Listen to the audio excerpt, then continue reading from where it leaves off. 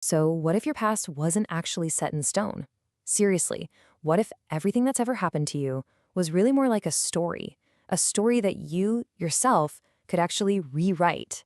Today, we're diving into this pretty wild idea that you are the author of your own past. Let's just kick things off with this quote, because wow, it really gets to the heart of it all. What you have to remember about the past is that it literally doesn't exist. I mean, that's a bold statement, isn't it? It kind of flies in the face of everything we think we know, but what if it's true? And that leads us to our first big idea here. The past, it isn't some fixed, concrete thing. It's not a place you can go back and visit, or like a movie you can replay with perfect accuracy. So if it's not any of that, then what on earth is it? Well, the core concept is this.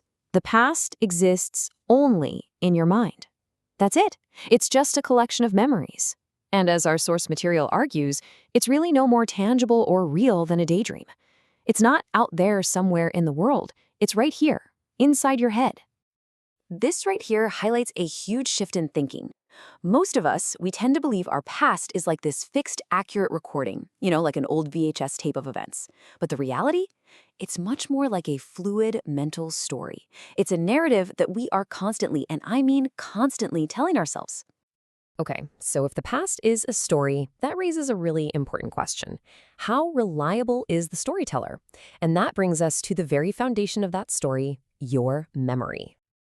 And here's the next bombshell, really. Your memories, the very building blocks of your entire past, they are probably not nearly as accurate as you believe they are.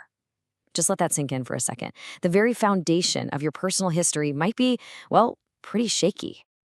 So why? Why is our memory so flawed? Well, there are a few things going on. First off, your emotions at the time of an event, they act like a filter, coloring how you store that memory. Your mind also has this funny habit of exaggerating some details while completely forgetting others, usually to make the story make more sense. And maybe the biggest tell of all, think about how different people can see the exact same event and remember it in completely different ways. And I'm sure you've been there. Have you ever gotten into one of those arguments with a friend or a family member over how something happened? A vacation, a conversation, anything. And you are both absolutely 100% positive that your version is the right one. Yep, that's exactly what we're talking about. So the crucial point that our source material really hammers home is this. Memories are not accurate and cannot be trusted. It's a pretty stark conclusion, right? But if our memories can't be trusted, then that means the story they tell us about our past is also pretty untrustworthy. Okay, so this is where it all starts to click together. If the past is a story, and that story is built on these flawed memories, what does that mean for our sense of self? I mean, how does this whole process actually create the person we believe we are today?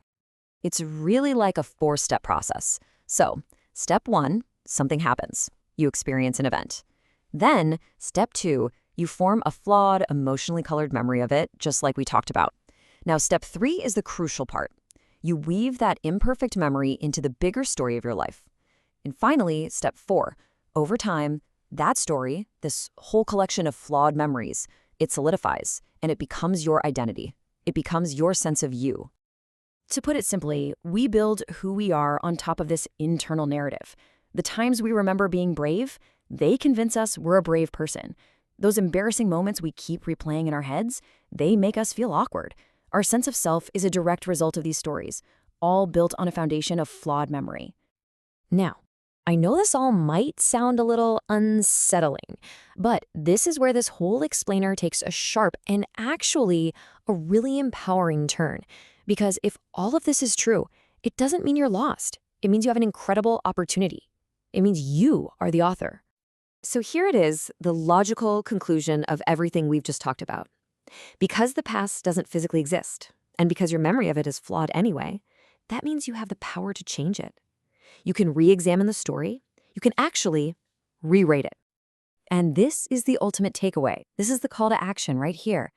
Rewrite your personal story and rewrite your past, and you rewrite yourself. You have the ability, the agency to choose a different narrative.